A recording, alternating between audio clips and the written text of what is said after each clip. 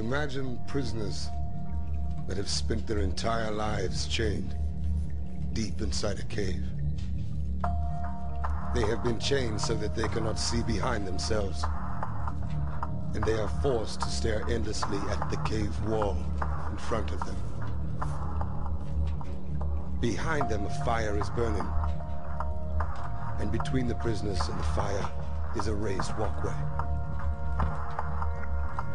Now imagine that each day, a menagerie of objects crosses the walkway.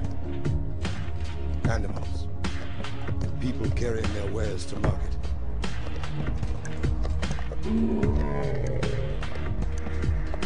Their shapes create an intricate shadow play on the wall in front of the prisoners. This is the only world that the prisoners have ever known. The shadows and the echoes of unseen objects. Now, imagine that the prisoner is released.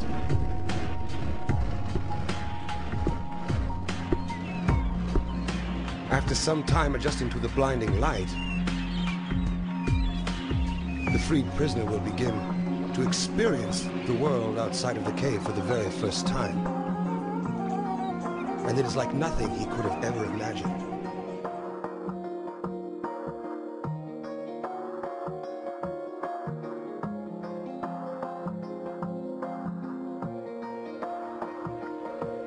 We were saying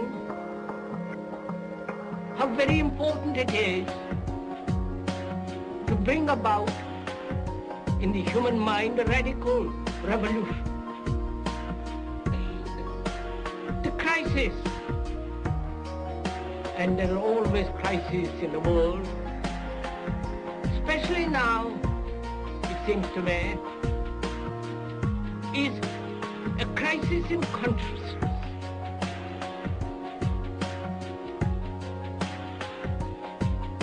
A crisis that cannot anymore accept the old norms, the old patterns, the ancient traditions, and considering what the world is now, with all the misery, conflict, destructive brutality, aggression, tremendous advancement in technology, and so on. It seems to me, though man has cultivated the external world and has more or less mastered it, inwardly he's still as he was.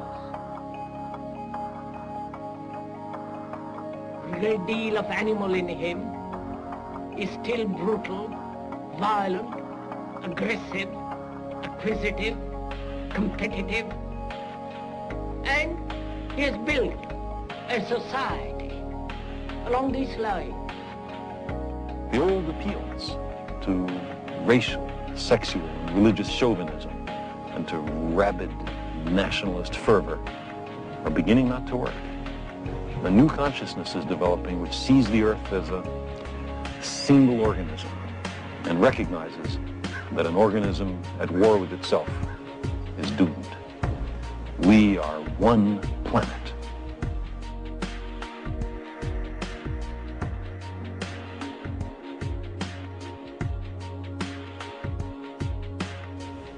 You're here because you know something. What you know you can't explain, but you feel it. You felt it your entire life.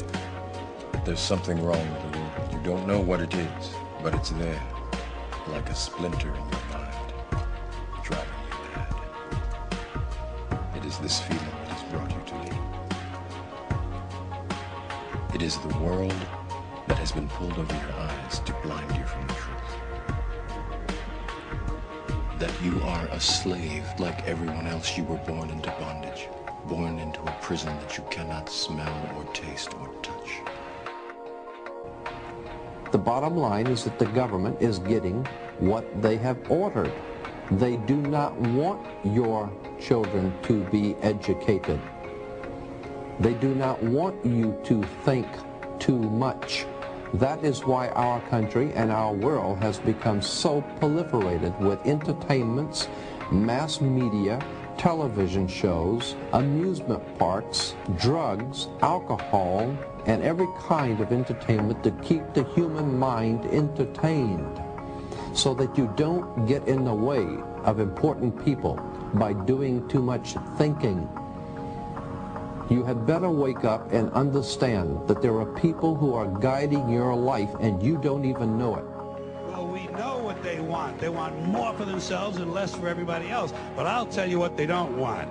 They don't want a population of citizens capable of critical thinking. They don't want well-informed, well-educated people capable of critical thinking. They're not interested in that. That doesn't help them. That's against their interest. That's right. You know something? They don't want people who are smart enough to sit around the kitchen table and figure out how badly they're getting fucked by a system that threw them overboard 30 fucking years ago. They don't want that. You know what they want? They want obedient workers.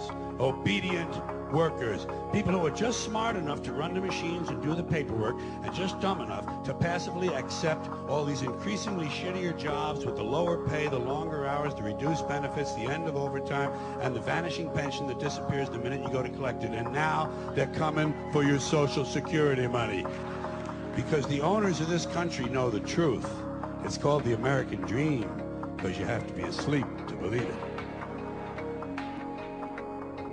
With his new perception of the world, the man will of course want to return to his friends to share his incredible discoveries.